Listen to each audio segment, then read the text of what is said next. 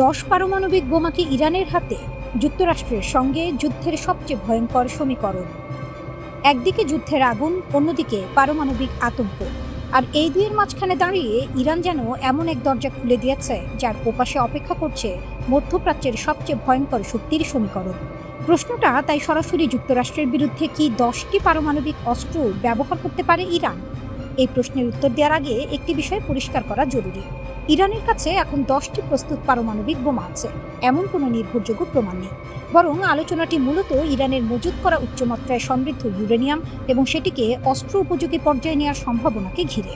আন্তর্জাতিক পরমাণু পর্যবেক্ষক সংস্থা IAEA এর আগের প্রতিবেদনে ইরানের 60% পর্যন্ত সমৃদ্ধ ইউরেনিয়ামের বড় মজুদের কথা উঠে এসেছে। আর এখানেই গল্পটা ভয়ঙ্কর, কারণ পারমাণবিক অস্ত্র তৈরির জন্য 60% সমৃদ্ধ ইউরেনিয়াম আর 90% অস্ত্র গ্রেড ইউরেনিয়ামের মধ্যে পার্থক্য থাকলেও 60% পৌঁছানোকে পারমাণবিক অস্ত্র তৈরির সক্ষমতার দিক থেকে অত্যন্ত গুরুত্বপূর্ণ ধাপ হিসেবে দেখা হয়। তাই ইরানের হাতে ঠিক কতটা বোমা আছে, এই প্রশ্নের চেয়েও গুরুত্বপূর্ণ হয়ে উঠেছে আরেকটি প্রশ্ন: তেহরান চাইলে কত দ্রুত সেই সক্ষমতার দিকে এগোতে পারবে। এখনকার যুদ্ধ পরিস্থিতি এই প্রশ্নকে আরও বিস্ফোরক করে তুলেছে। গত কয়েক মাস ধরে যুক্তরাষ্ট্র ও ইসরায়েলের সঙ্গে ইরানের সংঘাত শুধু ক্ষেপণাস্ত্র আর ড্রোনের লড়াইয়ে সীমাবদ্ধ নেই। পারমাণবিক স্থাপনা, সামরিক অবকাঠামো, সমুদ্রপথ সবকিছুই এই সংঘাতের অংশ হয়ে উঠেছে। আর এর মধ্যেই হরমুজ প্রণালীকে ঘিরে তৈরি হয়েছে নতুন চাপ।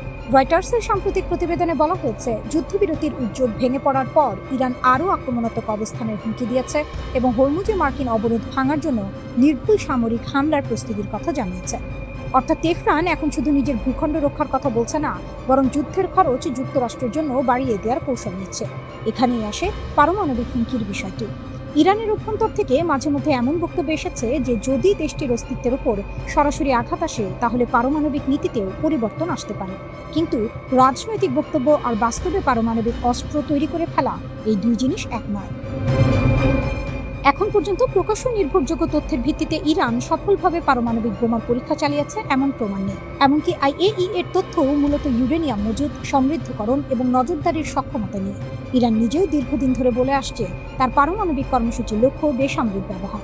IAEA এর দেশভিত্তিক তথ্যেও ইরানের শান্তিপূর্ণ পারমাণবিক বিদ্যুৎ কর্মসূচির কথা উল্লেখ আছে। তাহলে এত ভয় কেন? কারণ পারমাণবিক রাজনীতিতে শুধু একটি বোমা হাতে থাকা নয়, বোমা তৈরির সক্ষমতার কাছাকাছি পৌঁছে যাওয়াও একটি কৌশলগত অস্ত্র। ইরানের ক্ষেত্রে এই সক্ষমতাই পশ্চিমাদের সবচেয়ে বড় উদ্বেগ। 60% সমৃদ্ধ ইউরেনিয়াম বেসামরিক বিদ্যুৎ উৎপাদনের স্বাভাবিক প্রয়োজনের তুলনায় অনেক বেশি। IAEA এর প্রতিবেদনে দেখা গেছে, ইরান বহু বছর ধরেই আগের আন্তর্জাতিক চুক্তিতে নির্ধারিত সীমার চেয়ে অনেক বেশি সমৃদ্ধ ইউরেনিয়াম মজুত করেছে এবং উচ্চমাত্রায় সমৃদ্ধ ইউরেনিয়াম উৎপাদন করেছে। একটি কার্যকর পারমাণবিক অস্ত্রের জন্য শুধু উচ্চমাত্রা সমৃদ্ধ ইউরেনিয়াম যথেষ্ট নয়, প্রয়োজন অস্ত্র নকশা, উপযুক্ত উপাদান, বিস্ফোরণ ব্যবস্থা, প্রকৌশল সক্ষমতা এবং শেষ পর্যন্ত একটি নির্ভরযোগ্য ডেলিভারি সিস্টেম। বরং সবচেয়ে বড় সমস্যা হচ্ছে, বিশ্ব এখন ঠিক জানে না ইরানের পারমাণবিক কর্মসূচির বর্তমান অবস্থান কোথায় দাঁড়িয়ে আছে। যুদ্ধের কারণে পারমাণবিক স্থাপনাগুলোর উপর হামলা হয়েছে। নিরাপত্তাজনিত পরিস্থিতির কারণে IAEA এর পরিদর্শন ও যাচাই কার্যক্রমও নানা সময়ে বাধাগ্রস্ত হয়েছে।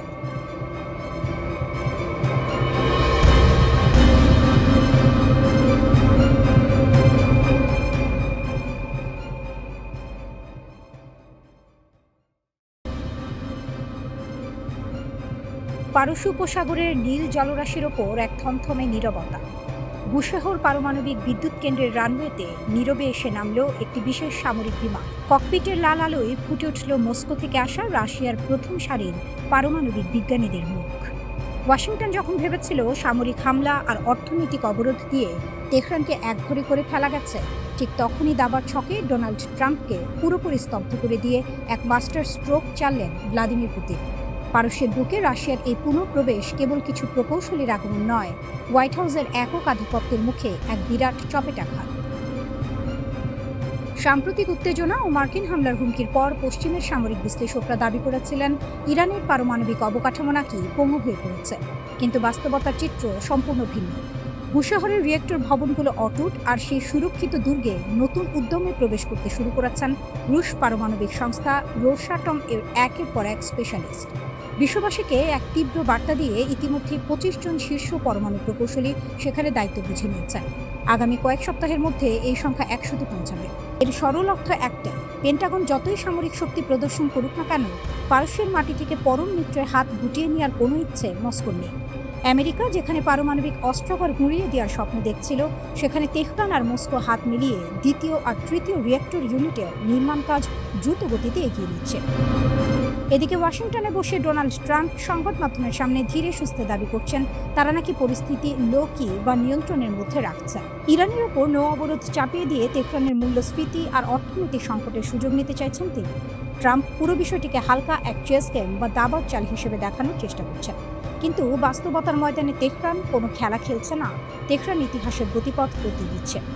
ইরানের প্রেসিডেন্ট মাসুদ পেজিশকিয়ান ওয়াশিংটনকে সোজা ভাষায় জানিয়ে দিয়েছেন, কোনো আত্মসমর্পণ বা মাথা নত করার রাজনীতিতে ইরান বিশ্বাসী নয়। ইরান কথা বলবে কেবল চূড়ান্ত শক্তির অবস্থান থেকে। একক জাতীয় ঐক্য, অদম্য সাহস আর সুদৃঢ় আত্মরক্ষার ভিত্তি নিয়ে দাঁড়িয়ে তেহরান এখন পুরো বিশ্বকে বাধ্য করছে তাদেরকে এই সংঘাতের প্রকৃত বিজয়ী হিসেবে মেনে নিতে। আমেরিকার দীর্ঘদিনের প্রতারণা আর আস্থার সংকটের কথা স্মরণ করিয়ে দিয়ে পেজিশকিয়ান স্পষ্ট করেছেন, ইরান তার সার্বভৌম অধিকারের 1 ইঞ্চি থেকেও পিছু হটবে না। তবে বিশ্ব ভূ রাজনীতির সবচেয়ে বিপজ্জনক এবং রোমাঞ্চকর মোড়টি ঘুরিয়েছে ইরানের সুপ্রিম ন্যাশনাল সিকিউরিটি কাউন্সিল। বিশ্ব অর্থনীতির মূল traffic light strait of Hormuz বা হরমুজ প্রণালীকে সম্পূর্ণ নিজেদের নিয়ন্ত্রণে নিয়ে তারা ওয়াশিংটনের সামনে যে শর্তাবলী ছুড়ে দিয়েছে, তাতে পেন্টাগনের চোখ কপালে ওঠার উপক্রম। তেহরানের বার্তা একদম পরিষ্কার, যদি হরমুজ প্রণালী দিয়ে বিশ্ব অর্থনীতির জ্বালানি প্রবাহ আবার সচল দেখতে চাও, তবে ওয়াশিংটনকেও আগে নিজেদের উদ্ধত আর আক্রমণাত্মক আচরণ শুধরাতে হবে। শুধু তাই নয়, লেবানন, ফিলিস্তিন, ইয়েমেন আর ইরাকে ইরানের প্রতিরোধকামী মিত্রদের ওপর সব ধরনের হামলা চিরতরে বন্ধ করতে হবে। মধ্যপ্রাচ্যের বুক থেকে আমেরিকার সমস্ত নৌ অবরোধ আর সামরিক উপস্থিতি গুটিয়ে নিতে হবে। দুটো চাপিয়ে দেওয়া সংঘাতের খেসারত হিসেবে ইরানের সমস্ত আর্থিক ক্ষতিপূরণ মেটাতে হবে, সমস্ত মার্কিন নিষেধাজ্ঞা তুলে নিতে হবে এবং বিদেশে আটকে রাখা তেহরানের সমস্ত সম্পত্তি কোনো শর্ত ছাড়াই ফেরত দিতে হবে।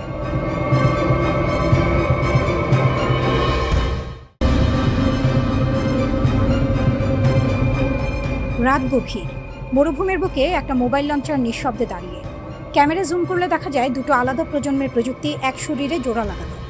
এই একটি ছবি যেন পশ্চিমা বিশ্লেষকদের ঘুম কেড়ে নিয়েছে, কারণ যুদ্ধবিরতি ঘোষণার পরেও ইরান থেমে নেই, বরং নিঃশব্দে নিজের অস্ত্রাগারকে নতুন করে সাজাচ্ছে সে।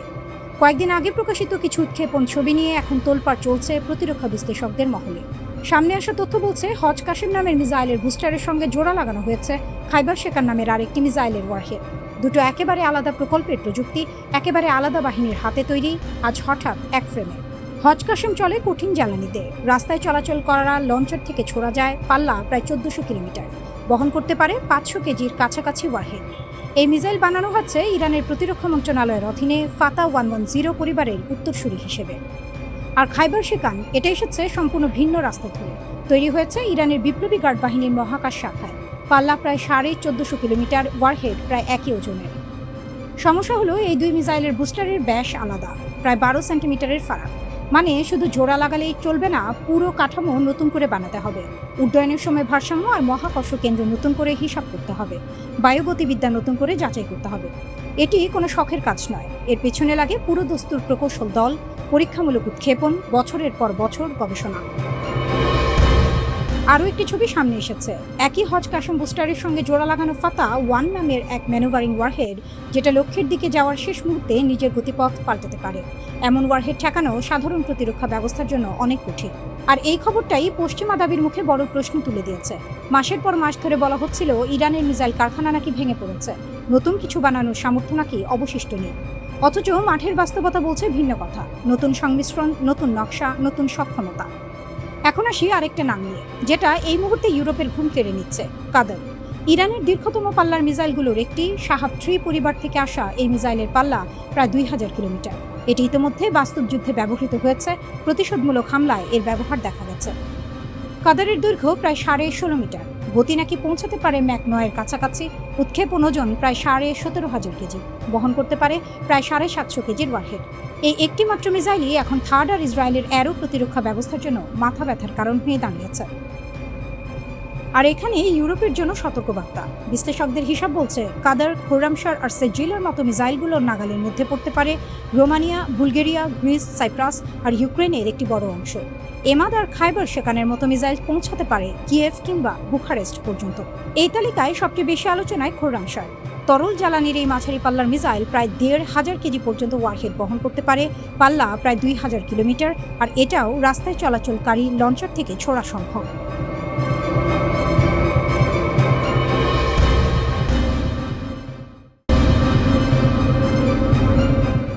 আমেরিকার চোখের সামনে কাতারের আল উদেদ এয়ারবেজে ইরানের দুর্ধর্ষ বিমান হামলা। পেন্টাগনের সুপার অ্যাডভান্সড ডিফেন্স সিস্টেমকে একদম বোকা বানিয়ে মার্কিন ঘাঁটির ভেতরে ঢুকে বোমা বর্ষণ করে তেহরানের স্নাইপার পাইলটরা। এ যেন মধ্যপ্রাচ্যের বুকে মার্কিন সামরিক ইতিহাসের সবচেয়ে বড় লজ্জা। মধ্যপ্রাচ্যে যুক্তরাষ্ট্রের মূল সামরিক অলংকার বলা হয় কাতারের আল উদেদ বিমান ঘাঁটিকে।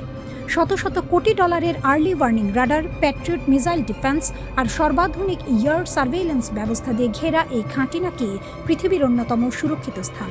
কিন্তু ইরানের বীর বিমান সেনারা প্রমাণ করে দিয়েছে আমেরিকান প্রযুক্তির এই পাহাড় আসলে তাসের ঘরের মতো ভঙ্গুর। কিভাবে সিরাত শহরের শহীদ দোরান এয়ারবেস থেকে উড়ে গিয়ে রাডারের চোখ এড়িয়ে কাতারের তাণ্ডব চালিয়ে এলো তেহরান? চলুন পারস্য উপসাগরের আকাশে লেখা এই মহাকাব্যিক অভিযানের নেপথ্যে কাহিনী উন্মোচন করা যাক।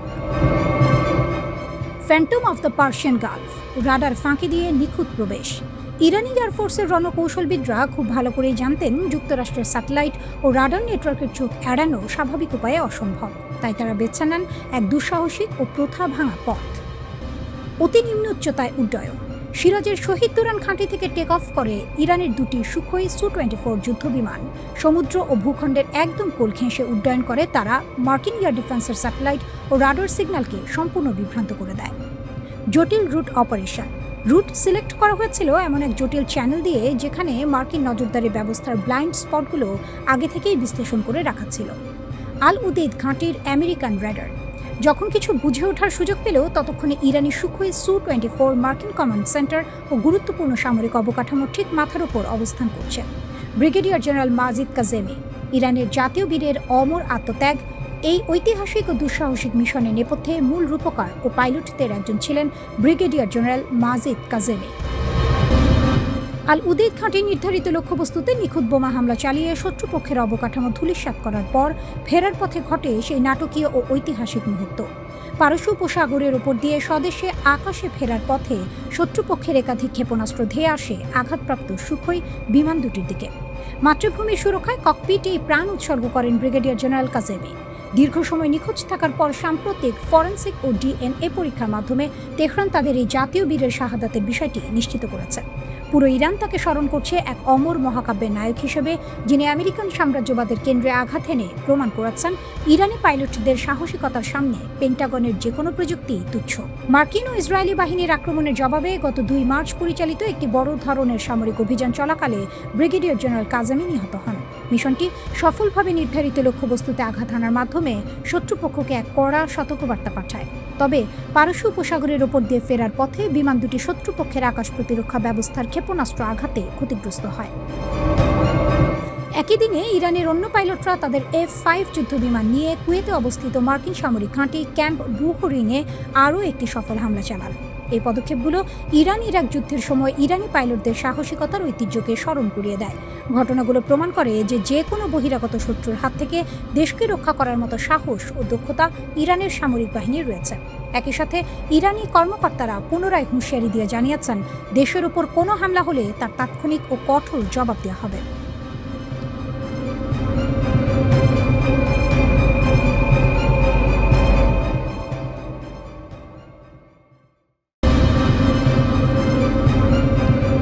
কোনো দেশের সেনাপ্রধান কিংবা প্রেসিডেন্টকে হত্যা করে কি সেই দেশের সার্বভৌমত্ব ধুলোয় মিশিয়ে দেওয়া সম্ভব? আমেরিকা আর ইসরায়েল ভেবেছিল জবাবটা হয়তো হ্যাঁ, কিন্তু পেন্টাগনের রণকৌশলকে বুড়ো আঙুল দেখিয়ে সাবেক সোভিয়েত ইউনিয়নের এক অতি গোপন সামরিক নকশাকে হাতিয়ার করেছে ইরান। রাশিয়ার সেই পুরনো থিওরিকে আধুনিক প্রযুক্তির সাথে মিশিয়ে তেহরান আজ এমন এক মাথাহীন অদৃশ্য সেনা বা মোজাইক ডিফেন্স তৈরি করেছে, যার মূল কমান্ড সেন্টার বোমার আঘাতে উড়িয়ে দিলেও যুদ্ধের ময়দানে পাল্টা আঘাতের তীব্রতা এতটুকু কমবে না। বরং বহুগুণ বেড়ে যাবে। পেন্টাগন ইরানকে ছোঁয়া তো দূরের কথা, পূর্ণাঙ্গ যুদ্ধের নাম শুনলেই পিছু হটছে। তার নেপথ্যে লুকিয়ে থাকা এই মাস্টার প্ল্যানের ভেতরে কি আছে? 2003 সালের ইরাক যুদ্ধ তেহরানের জন্য সবচেয়ে বড় শিক্ষা। দেয়ালে বাঁধানো একটি মোজাইক নকশার কথা ভাবুন। এর একটি টাইলস ভেঙে গুঁড়িয়ে গেলেও যেমন মূল ছবিটার অস্তিত্ব নষ্ট হয় না, ইরানের সেনা কাঠামো ঠিক একইভাবে গড়ে তোলা। কিন্তু কেন এমন জটিল নকশা তৈরি করতে বাধ্য হলো তেহরান? 2003 সালে মাত্র 26 দিনে সাদ্দাম হোসেনের শক্তিশালী ইরাক সরকারের পতন দেখে স্তম্ভিত হয়ে গিয়েছিল গোটা বিশ্ব। তেহরানের সমরবিদ্রোহ উপলব্ধি করেন একক কেন্দ্রীয় কমান্ড সেন্টারের ওপর নির্ভরশীল যে কোনো প্রচলিত বাহিনী আমেরিকার অত্যাধুনিক ট্র্যাকিং ও বোমারু বিমানের সামনে কয়েক সপ্তাহ টিকবে না। সাদ্দামের ভুল থেকে শিক্ষা নিয়ে ইরান সিদ্ধান্ত নেয় তারা আর কোনো হৃৎপিণ্ড রাখবে না যা এক আঘাতে স্তব্ধ করে দেওয়া যায়। 31টি স্বায়ত্তশাসিত জোন, এক বিশাল মাথাহীন সেনাবাহিনী। সোভিয়েত ইউনিয়নের বিকেন্দ্রীভূত যুদ্ধকৌশলকে ঢেলে সাজিয়ে ইরান পুরো দেশকে 31টি সম্পূর্ণ স্বাধীন ও স্বায়ত্তশাসিত প্রাদেশিক সামরিক জোনে ভাগ করে ফেলে। স্বাধীন সিদ্ধান্ত গ্রহণের ক্ষমতা। প্রতিটি জোনে রয়েছে আলাদা আলাদা Islamic revolutionary guard corps unit, Basij আধা সামরিক বাহিনী এবং নিজেদের গোপন অস্ত্রাগার। 4 ধাপের বিকল্প নেতৃত্ব। তেহরানের মূল হেডকোয়ার্টার ধ্বংস হলেও বা যোগাযোগ একদম বিচ্ছিন্ন হয়ে গেলেও এই 31টি প্রদেশের স্থানীয় কমান্ডারদের কাছে আগাম নির্দেশনা দেওয়া আছে।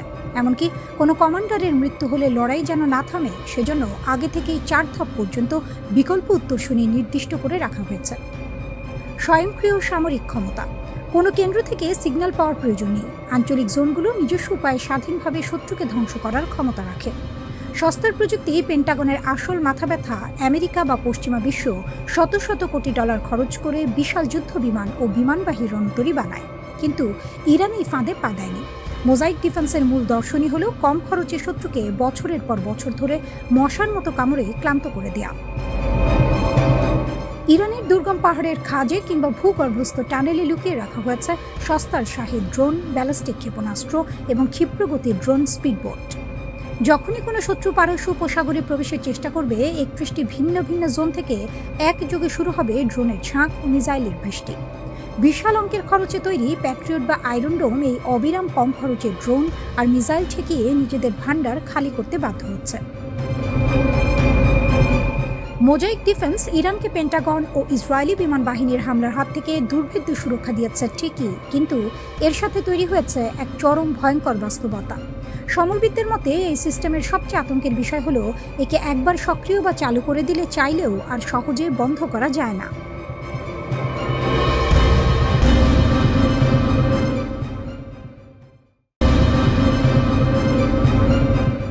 গভীর রাত, পারস্য উপসাগরের ওপর কুয়াশার চাদর। ঠিক তখনই রাডারের পর্দায় ভেসে উঠল একের পর এক ক্লিপ। এগুলো কোনো মার্কিন স্টেলথ ফাইটার নয় কিংবা ইসরায়েলি বম্বারও নয়। এগুলো বেইজিং থেকে উড়ে আসা বিশাল আকারের সামরিক কার্গো বিমান, যা নীরবে নেমে আসছে তেহরানের রানওয়েতে। পশ্চিমা বিশ্ব ভেবেছিল 6 মাসের টানা বোমা বর্ষণে ইরানকে বোধহয় নিঃশেষ করে দেওয়া গেছে। ডোনাল্ড ট্রাম্প টিভিতে এসে গর্জন করে বলছেন, ওদের বিমান বাহিনী নেই, নৌবাহিনী নেই, ওরা শেষ। কিন্তু ক্যামেরার পেছনের সত্যটা হলো পেন্টাগনের হাজার কোটি ডলারের যুদ্ধযন্ত্র আজ পারস্যের মরুভূমিতে এসে পুরোপুরি আছাড় খেয়েছে। আর রিংয়ের ভেতরে নায়ক হিসেবে দাঁড়িয়ে আছে একটাই দেশ, ইরান। ফাইল নম্বর 1, চীনের গোপন ছাতা এবং আকাশসীমার নতুন সমীকরণ। জোর গুঞ্জন, বেইজিং নাকি সোজাসুজি ময়দানে নেমে পড়েছে। জিব্রাল্টার ব্রডকাস্টিং কর্পোরেশনের গোয়েন্দা তথ্য বলছে অন্তত 16টি ভারী চীনা সামরিক বিমান মালামাল খালাস করেছে তেহরানে। রয়টার্সের ফাঁস হওয়া চুক্তিপত্র বলছে 60 থেকে 70 মিলিয়ন ডলারের বিনিময়ে চীনের তৈরি অত্যাধুনিক QW-12 এবং FN-16 ঘাট থেকে নিক্ষেপযোগ্য মিসাইল এখন ইরানি যোদ্ধাদের হাতে। আমেরিকান ও ইসরায়েলি বিমান হামলায় যেসব দূরপাল্লার ডিফেন্স সিস্টেম ক্ষতিগ্রস্ত হয়েছিল, চীনের এই ম্যানপ্যাডস প্রযুক্তির মাধ্যমে সেগুলোকে এক নিমিষে নতুন জীবন দিয়েছে তেহরান। এখন মার্কিন পাইলটরা নিচু দিয়ে উঠতে গেলেই প্রতিটি পাহাড়ের খাঁজ থেকে চেপে বসছে চীনা প্রযুক্তির নিখুঁত মৃত্যু ফাঁদ। ফাইল নম্বর 2, পেন্টাগনের খালি ডেপো এবং হরমুজের ফাঁদ। যুদ্ধের বয়স 6 মাস। আমেরিকা কতটুকু জিতেছে? নিউ ইয়র্ক টাইমসের এক কড়া বিশ্লেষণে থরে থরে সাজানো আছে পেন্টাগনের করুণ বাস্তবতা। অস্ত্রাগারের শূন্যতা। দিনের পর দিন মিসাইল চালাতে গিয়ে আমেরিকার নিজস্ব প্যাট্রিয়ট মিসাইল ইন্টারসেপ্টরের স্টক তলানিতে ঠেকেছে। অবস্থার দৃষ্টি মনে হচ্ছে ইরানকে মারতে গিয়ে মার্কিন সেনাদল নিজেরাই খালি হাতে দাঁড়িয়ে আছে। হরমুজের পূর্ণ নিয়ন্ত্রণ। মার্কিন যুদ্ধজাহাজগুলো টহল দিচ্ছে ঠিকই, কিন্তু সমুদ্রের আসল চাবি ইরানের পকেটে। ওমানের সঙ্গে টেবিলে বসে ইরান স্পষ্ট জানিয়ে দিয়েছে, হরমুজ প্রণালীর উত্তরের রুটে একক রাজত্ব থাকবে তেহরানের। আর যে কোনো জাহাজ গেলে গুনতে হবে আবশ্যিক ট্যাক্স। বিশ্বের তেলের ধমনী এখন খাঁটি পার্সিয়ান কবজায়। ফাইল নম্বর 3, ওয়াশিংটনের বিশ্বাসযোগ্যতার মৃত্যু। আজ শুধু শত্রুরা নয়, আমেরিকান মিত্ররাই হোয়াইট হাউসের হাত ছেড়ে দিতে প্রস্তুত। চ্যাথাম হাউসের সাবেক প্রধান রবিন নিবলেটের একটি উক্তি পুরো পশ্চিমাদের গায়ে চাবুকের মতো পড়েছে। তিনি বলেছেন, এই যুদ্ধ যুক্তরাষ্ট্রের জন্য এক চরম ঐতিহাসিক অপমান। বিশ্ব এখন বুঝে গেছে, আমেরিকার ওপর ভরসা করা জীবনের সবচেয়ে বড় ভুল। ট্রাম্পের অস্থিতিশীল নীতি কখনো গ্রিনল্যান্ড কিনে নেওয়ার হুকুম, কখনো ন্যাটো ভেঙে দেওয়ার হুমকি, আবার কখনো রিয়াদ তেহরান আলোচনার মাঝপথে হুট করে শর্ত বদলে ফেলা আমেরিকার বিশ্বস্ততা ভেঙে দিচ্ছে। ইন্টারন্যাশনাল ক্রাইসিস গ্রুপের আলী ভাইস দেখিয়েছেন আসল ছবিটা। সৌদি আরবের মতো চরম মার্কিন অনুগত দেশগুলোও এখন বুঝতে পেরেছে, আমেরিকার ছত্রছায়ায় থাকা মানে নিজের পায়ে কুড়াল মারা। তাই তারা তড়িঘড়ি করে তেহরানের সঙ্গে গোপন বৈঠক সারছে আর হাত বাড়াচ্ছে বেইজিং ও মস্কোর দিকে। দ্য ফাইনাল জাজমেন্ট, ভিয়েতনাম থেকে তেহরান। ইতিহাসের পুনরাবৃত্তি ঘটে। ভিয়েতনামের জঙ্গল, ইরাকের মরুভূমি আর আফগানিস্তানের পাহাড় যেভাবে মার্কিন সাম্রাজ্যের অহংকার ঘুমিয়ে দিয়েছিল, ঠিক একইভাবে পারস্য উপসাগরের নীল জলরাশি আজ পেন্টাগনের কবরস্থানে পরিণত হতে যাচ্ছে।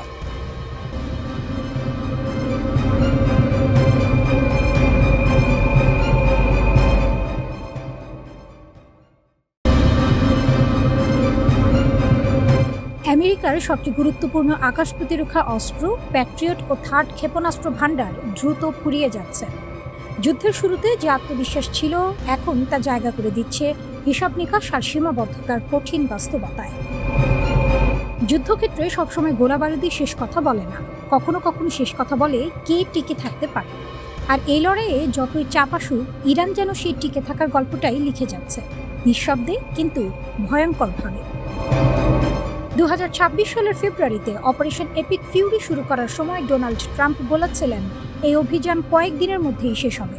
সেই সময়সীমা পরে বাড়িয়ে কয়েক সপ্তাহ করা হয়, কিন্তু বাস্তবতা 5 মাস পার হয়ে গেছে, যুদ্ধ থামেনি, বরং ছড়িয়ে পড়েছে গোটা পশ্চিম এশিয়ায়। আর এই দীর্ঘ যুদ্ধেই ফাঁস হয়ে গেছে আমেরিকার এক বড় দুর্বলতা। যুক্তরাষ্ট্রভিত্তিক থিঙ্ক ট্যাঙ্ক CSIS এর সাম্প্রতিক প্রতিবেদনে বলা হয়েছে, প্যাট্রিয়ট ক্ষেপণাস্ত্রের মজুদ এখন 1000-এর নিচে নেমে এসেছে, কিছু হিসাব অনুযায়ী 759 থেকে 827-এর মধ্যে। অন্যদিকে থার্ড ইন্টারসেপ্টর রয়েছে মাত্র প্রায় 250-টির মতো। অর্থাৎ যুদ্ধের শুরু থেকে প্রায় 65% প্যাট্রিয়ট ক্ষেপণাস্ত্র ইতোমধ্যে ব্যবহৃত বা হারিয়ে গেছে। প্যাট্রিয়ট ও থার্ডই ছিল যুক্তরাষ্ট্র, ইসরায়েল এবং তাদের মিত্রদের প্রধান ঢাল, যা ইরানের ব্যালিস্টিক মিসাইলের ড্রোন হামলা ঠেকাতে ব্যবহৃত হয়েছে। এমনকি এখন এমন পরিস্থিতিও তৈরি হচ্ছে, যেখানে যুক্তরাষ্ট্রের কমান্ডাররা কিছু ক্ষেপণাস্ত্র ইচ্ছা করেই ভূপাতিত করছেন না, যদি তা জনবসতিহীন এলাকায় গিয়ে পড়ে। কারণ প্রতিটি ইন্টারসেপ্টর এখন অমূল্য। প্রতিটি ক্ষেপণাস্ত্র ছোড়ার আগে ভাবতে হচ্ছে, এটি কি সত্যিই প্রয়োজন। অন্যদিকে ইরান ঠিক উল্টো পথে হাঁটছে। প্রচণ্ড আঘাতের পরও তাদের ক্ষেপণাস্ত্র ও ড্রোন হামলা থামেনি, বরং তারা প্রমাণ করেছে সম্পূর্ণ ধ্বংস না হওয়া পর্যন্ত তারা লড়াই চালিয়ে যেতে সক্ষম।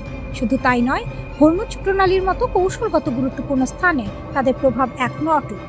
বিশ্ব বাণিজ্যের এক বড় অংশ এই পথ দিয়ে চলে, অর্থাৎ ইরান এখনও বিশ্ব অর্থনীতির এক গুরুত্বপূর্ণ সুইচ হাতে ধরে আছে। এই বাস্তবতায় দাঁড়িয়ে যুক্তরাষ্ট্র ও ইসরায়েল হঠাৎ করেই নতুন হামলা স্থগিত রাখার সিদ্ধান্ত নিয়েছে। শর্ত একটাই, দ্রুত একটি চুক্তি হতে হবে। ট্রাম্প দাবি করেছেন, মধ্যপ্রাচ্যের দেশগুলোর অনুরোধেই তিনি এই সিদ্ধান্ত নিয়েছেন, কিন্তু বিশ্লেষকরা বলছেন এর পেছনে আরও বড় কারণ রয়েছে, অস্ত্রের ঘাটতি। কারণ খুব সহজ, যে গতিতে এই ক্ষেপণাস্ত্র ব্যবহার হচ্ছে সেই গতিতে তা উৎপাদন করা সম্ভব নয়। 2025 সালে যেখানে মাত্র 600 প্যাট্রিয়ট ইন্টারসেপ্টর তৈরি হচ্ছে, সেখানে যুদ্ধক্ষেত্রে ব্যবহার হয়েছে তার চেয়েও বেশি। থার্ডের ক্ষেত্রে পরিস্থিতি আরও ভয়াবহ, বছরে মাত্র 96টি তৈরি হয়, অর্থাৎ ক্ষয়পূরণ করার মতো সক্ষমতা শিল্প খাতে এখনও তৈরি হয়নি। তবে যুক্তরাষ্ট্র বসে নেই। ইতিমধ্যে লকহিড মার্টিন এর সঙ্গে বহু বিলিয়ন ডলারের চুক্তি করা হয়েছে, যার মাধ্যমে প্যাট্রিয়ট উৎপাদন বাড়িয়ে বছরে 2000 ইউনিটে নেওয়ার পরিকল্পনা চলছে। থার্ডের ক্ষেত্রে উৎপাদন 4 গুণ বাড়ানোর উদ্যোগ নেওয়া হয়েছে, কিন্তু এইসব পরিকল্পনা বাস্তবায়ন হতে সময় লাগবে, আর যুদ্ধ অপেক্ষা করে না। যদি এখনই যুক্তরাষ্ট্র এই পরিমাণ চাপ সামলাতে হিমশিম খায়, তাহলে ভবিষ্যতে যদি চীনের মতো শক্তির সঙ্গে সংঘাত হয়, তখন কি হবে? যুক্তরাষ্ট্রের মিত্ররাও এখন বিকল্প পথ খুঁজছে। ইরান, চীন বা ইউরোপের সঙ্গে সম্পর্ক উন্নয়নের চেষ্টা করছে।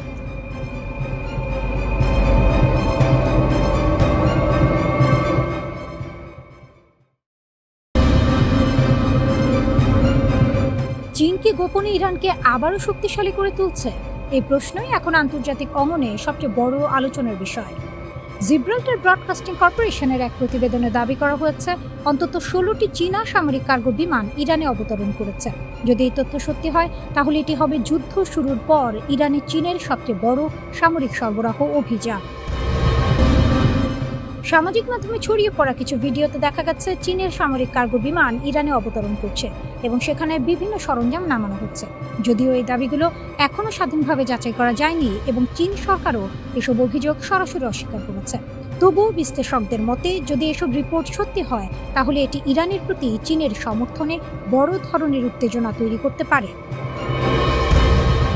এর আগে রয়টার্স জানিয়েছিল ইরান খুব শিগগিরই চীন থেকে কয়েকশো কাঁধে বহনযোগ্য আকাশ প্রতিরক্ষা ক্ষেপণাস্ত্র পেতে পারে। এই চুক্তির মূল্য প্রায় 60 থেকে 70 মিলিয়ন ডলার।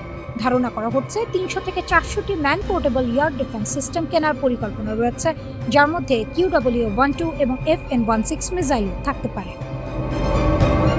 যুদ্ধের শুরুতে ইরানের আকাশ প্রতিরক্ষা ব্যবস্থার দুর্বলতা প্রকাশ পেয়েছিল, বিশেষ করে সামরিক ঘাঁটি ও গুরুত্বপূর্ণ স্থাপনাগুলো রক্ষা করতে না পারায়। তাই এই নতুন সরঞ্জামগুলো সেই ঘাটতি পূরণের বড় পদক্ষেপ হিসেবে দেখা হচ্ছে। তবে চীনের পররাষ্ট্র মন্ত্রণালয় এইসব অভিযোগ প্রত্যাখ্যান করেছে। তাদের বক্তব্য, এই ধরনের রিপোর্ট বাস্তবতার সঙ্গে মেলে না এবং সম্পূর্ণ ভিত্তিহীন। চীন সবসময় শান্তি প্রতিষ্ঠা এবং যুদ্ধ বন্ধে ভূমিকা রাখে বলেও তারা দাবি করেছে। অন্যদিকে কয়েক মাসের যুদ্ধের পর ইরান এখন পুনরায় নিজেদের শক্তি গড়ে তোলার চেষ্টা করছে।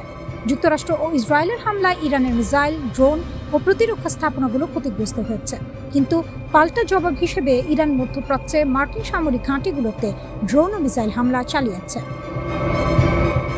এই যুদ্ধ এখন 6 মাসে গড়িয়েছে। অনেক বিশ্লেষক মনে করছেন এই সংঘাত যুক্তরাষ্ট্রের জন্য বড় চাপ তৈরি করছে। ওয়াশিংটনের মিত্ররাও এখন প্রশ্ন তুলছে এই যুদ্ধের উদ্দেশ্যগুলো আদৌ পূরণ হচ্ছে কিনা। নিউ ইয়র্ক টাইমসের এক প্রতিবেদনে বলা হয়েছে, যুক্তরাষ্ট্র তার সামরিক শক্তিকে কার্যকর ফলাফলে রূপ দিতে ব্যর্থ হচ্ছে, যা রাশিয়া ও চীনের মতো দেশগুলোর জন্য সুযোগ তৈরি করছে। প্রতিবেদনে আরও বলা হয়েছে, যুক্তরাষ্ট্রের গুরুত্বপূর্ণ অস্ত্র ভাণ্ডারও কমে আসছে। বিশেষ করে প্যাট্রিয়ট মিসাইল প্রতিরক্ষা ব্যবস্থার মতো গুরুত্বপূর্ণ সরঞ্জামের মজুদ কমে যাওয়া ভবিষ্যতের জন্য উদ্বেগজনক। এতে শুধু মধ্যপ্রাচ্য নয়, ইউরোপ ও ইন্দো প্যাসিফিক অঞ্চলেও যুক্তরাষ্ট্রের সামরিক সক্ষমতা প্রভাবিত হতে পারে। যদিও ইরানের সামরিক শক্তি কিছুটা দুর্বল হয়েছে, তবে তা পুরোপুরি ধ্বংস হয়নি। তাদের পারমাণবিক ও ব্যালিস্টিক মিসাইল কর্মসূচি ক্ষতিগ্রস্ত হলেও এখনও সক্রিয় রয়েছে। সবচেয়ে গুরুত্বপূর্ণ বিষয় হলো, ইরান এখনও বিশ্বের অন্যতম গুরুত্বপূর্ণ জলপথ হরমুজ প্রণালীর উপর প্রভাব ধরে রেখেছে। এই প্রণালী দিয়ে বিশ্বে বিপুল পরিমাণ তেল পরিবহন হয়, ফলে এখানে ইরানের নিয়ন্ত্রণ বিশ্ব অর্থনীতির উপর বড় প্রভাব ফেলতে পারে। মার্কিন হামলা অব্যাহত থাকা সত্ত্বেও ইরানের মিসাইল ও ড্রোন এখনও মধ্যপ্রাচ্যের বিভিন্ন লক্ষ্যবস্তুতে হামলা চালাচ্ছে। ইউরোপীয় মিত্ররাও যুক্তরাষ্ট্রের নীতির উপর আস্থা হারাতে শুরু করেছে বলে মনে করা হচ্ছে। একই সঙ্গে যুক্তরাষ্ট্রের মিত্র দেশগুলো নিজেদের নিরাপত্তা নিয়ে নতুন করে ভাবছে। তারা ইরানের সঙ্গে সম্পর্ক উন্নয়নের দিকেও নজর দিচ্ছে, পাশাপাশি ইউরোপ, চীন ও রাশিয়ার সঙ্গে ঘনিষ্ঠতা বাড়ানোর চেষ্টা করছে।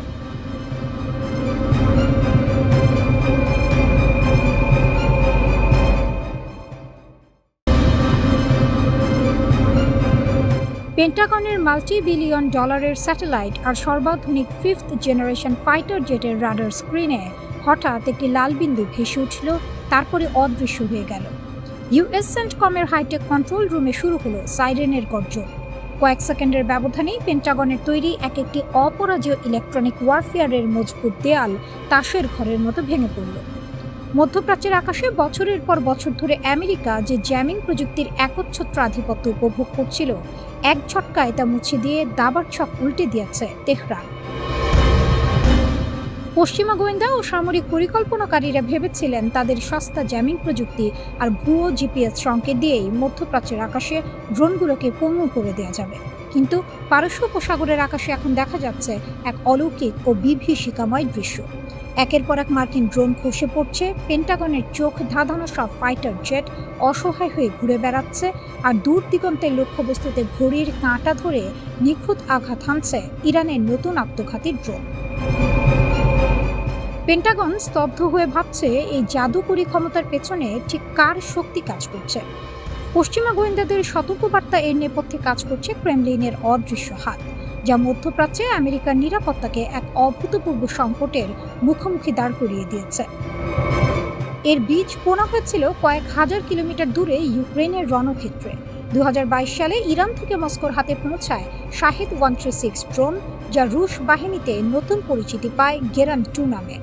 ইউক্রেন যুদ্ধের তীব্র অগ্নিকুণ্ডে হাজারো পরীক্ষার মধ্য দিয়ে এই প্রযুক্তিকে প্রতিনিয়ত শান দিয়েছে রাশিয়া। আর এখন সেই যুদ্ধলব্ধ অভিজ্ঞতা এবং রাশিয়ার অতি গোপন কমেটা এম অ্যান্টি জ্যামিং নেভিগেশন প্রযুক্তি সরাসরি ফেরত পৌঁছে যাচ্ছে তেহরানের হাতে। এটি কোনো সাধারণ সার্কিট নয়, এটি এক বিশেষ CRPA প্রযুক্তি, যা সাধারণ GPS ব্লকিং বা ভুয়ো সংকেত পাঠানোর সমস্ত পশ্চিমা সামরিক চক্রান্তকে এক নিমিষে নিস্তেজ করে দেয়। মার্কিন ও জোট বাহিনী এতদিন ড্রোন ধ্বংস করতে যেসব কোটি কোটি ডলারের সস্তা জ্যামিং পদ্ধতির উপর নির্ভর করত, ইরানের এই নতুন প্রযুক্তির সামনে তা এখন নিছক খেলনায় পরিণত হয়েছে। এই গোপন ও স্পর্শকাতর প্রযুক্তি হস্তান্তরের সুনির্দিষ্ট প্রমাণ মেলে 2026 সালের 2 মার্চ। সাইপ্রাসের সুরক্ষিত ব্রিটিশ ঘাঁটিতে হঠাৎ আকস্মিক ও নিখুঁত হামলা চালায় একটি ড্রোন। হামলার পর যখন ড্রোনটির ধ্বংসাবশেষ পরীক্ষা করা হয়, তখন তার ভেতরে স্পষ্ট ধরা পড়ে ক্রেমলিনের সেই গোপন অ্যান্টি জ্যামিং কারিগরি। তবে প্রযুক্তি হস্তান্তরের খেলা শুধু মাটিতে বা ড্রোনের ককপিটে থেমে নেই, খেলা পৌঁছে গেছে মহাশূন্যে। মহাকাশে ঘূর্ণায়মান রাশিয়ার সামরিক স্পাইট স্যাটেলাইটগুলো এখন মধ্যপ্রাচ্যে তেহরানের ডিজিটাল চোখ হিসেবে কাজ করছে। মার্কিন বিমান বা রাডার ঠিক কোথায় রাখা আছে, পেন্টাগনের রণতরী কোন স্থানাঙ্কে অবস্থান করছে, তার প্রতিটি সেন্টিমিটারের স্পষ্ট ও লাইভ ছবি চোখের পলকে পৌঁছে যাচ্ছে ইরানের রিভলিউশনারি গার্ডসের কমান্ড সেন্টারে। কিন্তু সবচেয়ে ভয়ঙ্কর ও মাস্টার স্ট্রোক বিষয় হলো এই অসম যুদ্ধের অর্থনৈতিক সমীকরণ। ইরান এই যুদ্ধে চালকের আসনে বসে এমন এক ফাঁক পেতেছে, যা পেন্টাগনকে ভেতরে ভেতরে অর্থনৈতিকভাবে খালি করে দিচ্ছে। মাত্র 20 থেকে 70 হাজার ডলারের একটি সস্তা ইরানি আত্মঘাতী ড্রোনকে রুখতে যুক্তরাষ্ট্রকে খরচ করতে হচ্ছে 30 থেকে 50 লাখ ডলারের একটি উচ্চ প্রযুক্তির ইন্টারসেপ্টর মিসাইল। যুক্তরাজ্যের প্রতিরক্ষামন্ত্রী জন হিলি বাধ্য হয়ে এই পরিস্থিতিকে রাশিয়া ও ইরানের মধ্যে গড়ে ওঠা এক আগ্রাসী সামরিক ঐক্য বলে অভিহিত করেছেন। তার মতে, তেহরানের এই বিকাশমান ও অপ্রতিরোধ ড্রোন কৌশলের পেছনে ভ্লাদিমির পুতিনের হাত রয়েছে।